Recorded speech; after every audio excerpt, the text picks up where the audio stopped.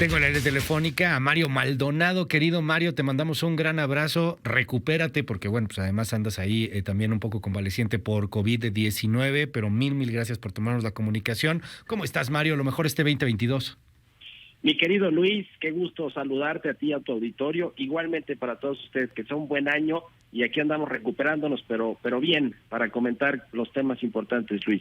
Oye, querido Mario, a ver, cuéntanos, ¿qué opinión te merece primero esta venta? Ya escuchábamos ahí al gobierno, por ahí en la mañanera empezaron ahí a preguntar, ¿no lo compraría el gobierno? Pues evidentemente está ahí como que descartado, pero ¿qué opinión te merece todo esto? ¿Fue sorpresivo? ¿No fue tan sorpresivo? ¿Tiene o no tiene un asunto político de fondo? Los detractores del presidente y de la 4T dicen que es por la desconfianza y porque Siri no confía en lo que está pasando en México. Algunos otros expertos dicen, no, pues no tiene nada que ver, es una estrategia del mismo banco, del mismo grupo financiero. ¿Qué nos dices tú como experto en el tema, querido Mario?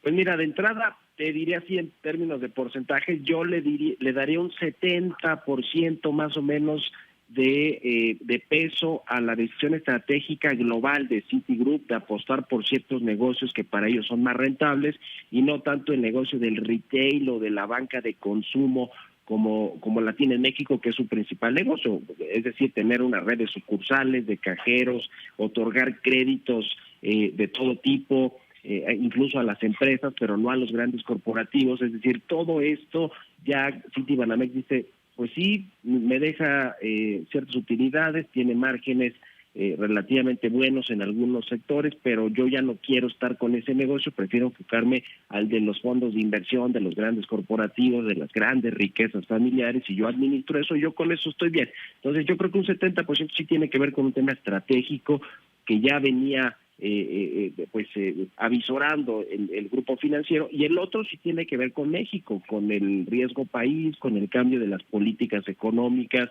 con los mensajes que en muchos sentidos son antiinversión o antiempresa del presidente López Obrador, y además de todo, los bancos cada vez son más regulados en México y con esta administración. Ya lo vimos con el tema de las comisiones bancarias, que ciertamente muchas sí eran abusivas, pero el asunto de las comisiones es, creo yo, pues uno de los de varias regulaciones que puede tener todavía la banca en México. Bueno, hay legisladores del PT que dicen que se requiere regular las tasas de interés que cobran los bancos. Es decir, yo creo que todo eso pues no es algo positivo para la inversión en México, y fue parte también de la toma de decisiones de Citigroup a nivel global de desinvertirse en su negocio en México. Ahora, sí es relevante por lo que significa la marca Banamex, por el acervo es histórico, cultural, por los edificios que tiene, porque está vendiendo absolutamente todo, no solo la cartera de crédito de las personas, todos los tienen un crédito al consumo, una tarjeta de crédito, hipotecarios, automotrices, etcétera,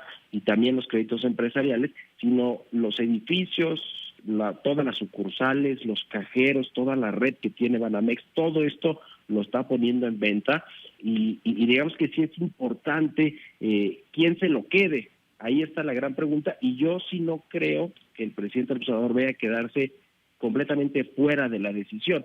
Es decir, yo creo que el gobierno mexicano querrá que se quede en manos pues de algún mexicano, ¿no? O sea, el gobierno ya definitivamente no lo va a comprar, y se lo preguntaban, se de Gobernación, ya lo comentaban, pero sí a lo mejor ya alzó la mano Salinas Pliego ayer con su Banco Azteca, dice que va a revisar el changarro, que a ver cuánto quieren. Ya también me imagino que están analizando los de Banorte, la familia Hank, el propio Carlos Slim con Inbursa.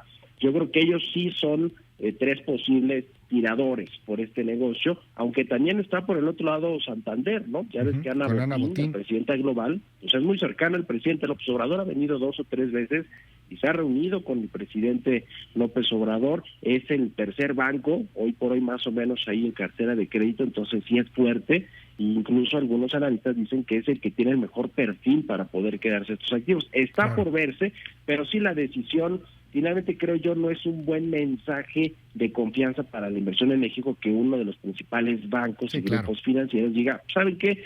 Yo prefiero enfocarme en otro negocio, en otros países, este ya no me interesa, y a ver quién me lo compra. Lo único por lo que sí le va a beneficiar al gobierno es que este tipo de transacciones pues dejan muchos impuestos, ¿eh? Eso justamente te quería preguntar, porque le preguntaban a Adán Augusto López también el mismo tema, que ya en otras transacciones a lo mejor había ahí una deuda de que cerca de 12,000 millones de pesos, es lo que mencionaban en la mañanera. O sea, esta compra sí va a dejar un buen moche para el gobierno. Sí, definitivamente. Mira, si se hace esta compra, todavía no hay una evaluación clara de cuánto estaría costando todo el grupo y la Afore también, pero se habla de que podría estar por ahí de los 20,000 millones de dólares, quizá arribita de eso, 25 o hasta 30,000 millones de dólares. Okay. Si se concreta, digamos, en esos términos, sería la mayor compra de una empresa mexicana de nueva cuenta. La primera fue en su momento cuando Banamex le vendió a Citigroup el negocio en el 2001, le vendió por alrededor de 14,500 millones de dólares. Okay. Después, unos años, vino la compra de Grupo Modelo, se acordarán también por esta empresa internacional, Anheuser-Busch InBev, le pagó cerca de 20,000 millones de dólares, y ahora pues esta podría ser la más grande de nueva cuenta, y seguramente se pagarán pues miles de millones de impuestos, de pesos, pero pues eso no le caería nada mal al gobierno mexicano, que por eso también pues obviamente no estaría interesado en quedarse con la infraestructura para desarrollar el Banco del Bienestar y cosas por el estilo. No tiene, por supuesto, pues ese dinero disponible, digamos, como que le sobre como para comprar parte de este negocio, pero sí va a ser importante saber quién se lo puede quedar, porque mira, lo que da a entender Citi finalmente es que el negocio de la banca de consumo es muy peleado, de márgenes muy peleados.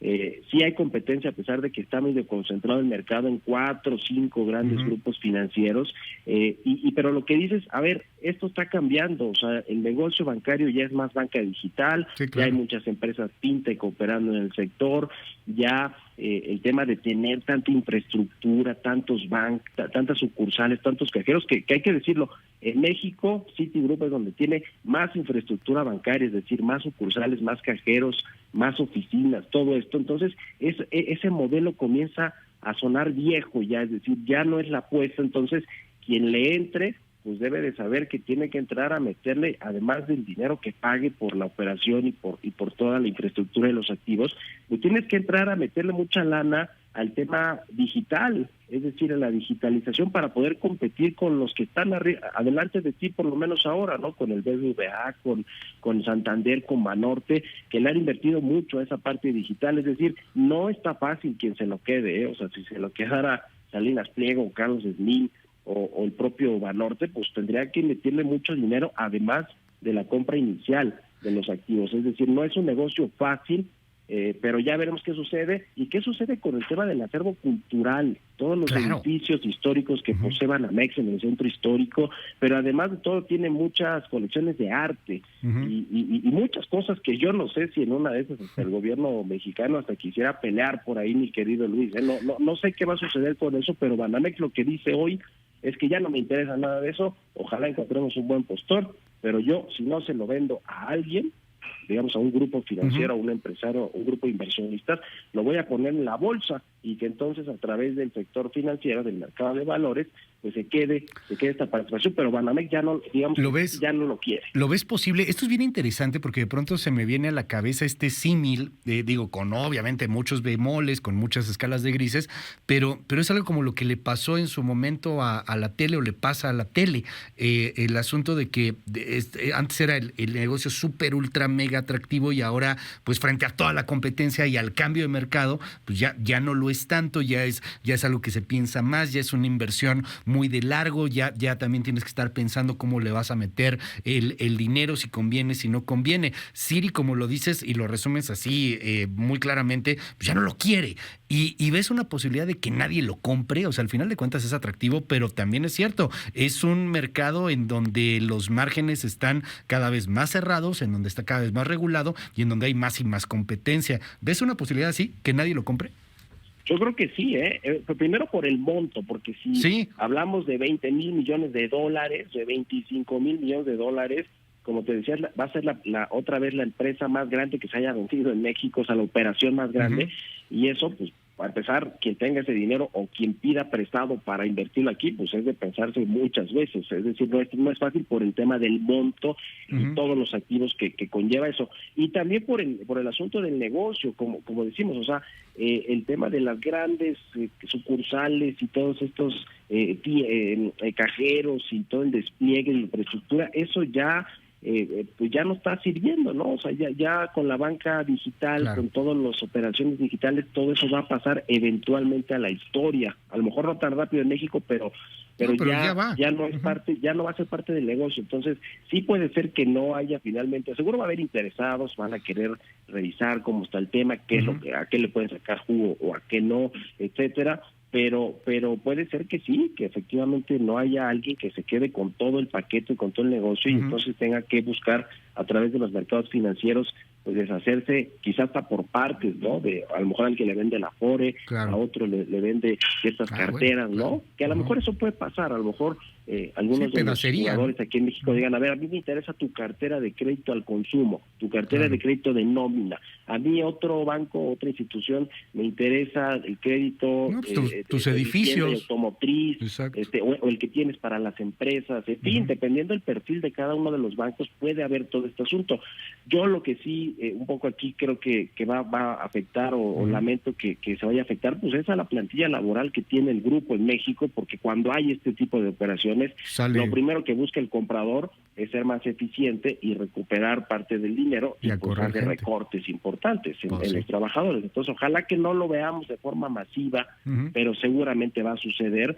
Y pues también veremos qué pasa con los clientes. De corto plazo todo sigue normal, todos tenemos que seguir pagando los créditos y tenemos con Citibanamex, no pasa nada con las cuentas de ahorro, de inversión, con la Afore, pero cuando cambie de manos, ahí sí, pues cambiarán seguramente ciertas condiciones, veremos el tema también de las operaciones que siguen teniendo, es decir, las sucursales, todo esto, pero ya lo veremos. Yo creo que va a tardar muchos meses en que haya quienes pongan dinero sobre la mesa para comprar, ¿no? Y veremos qué sucede. Lo que sí es que es un cambio también medio paradigmático para el sector bancario en México. O sea, sí es un cambio importante y que pues nos enseña que ya todo va a ir hacia el tema digital y que ya los grandes grupos financieros por estrategia prefieren no apostarle a un negocio donde tienes que estar lidiando con tener pues cientos de sucursales y operarlas y darles mantenimiento y que pues eso ya no es rentable, mi querido Luis. Muchísimas gracias, querido Mario Maldonado. Te seguimos en tu red, ¿cuál es? En mi cuenta de Twitter, @MarioMal, y en la cuenta @El CEO, también con toda la información financiera. Un abrazo, feliz inicio de año y pues que estén muy bien, mi querido Luis, a cuidarse. Igualmente a cuidarse, gracias, es Mario Maldonado. Son las 9:25.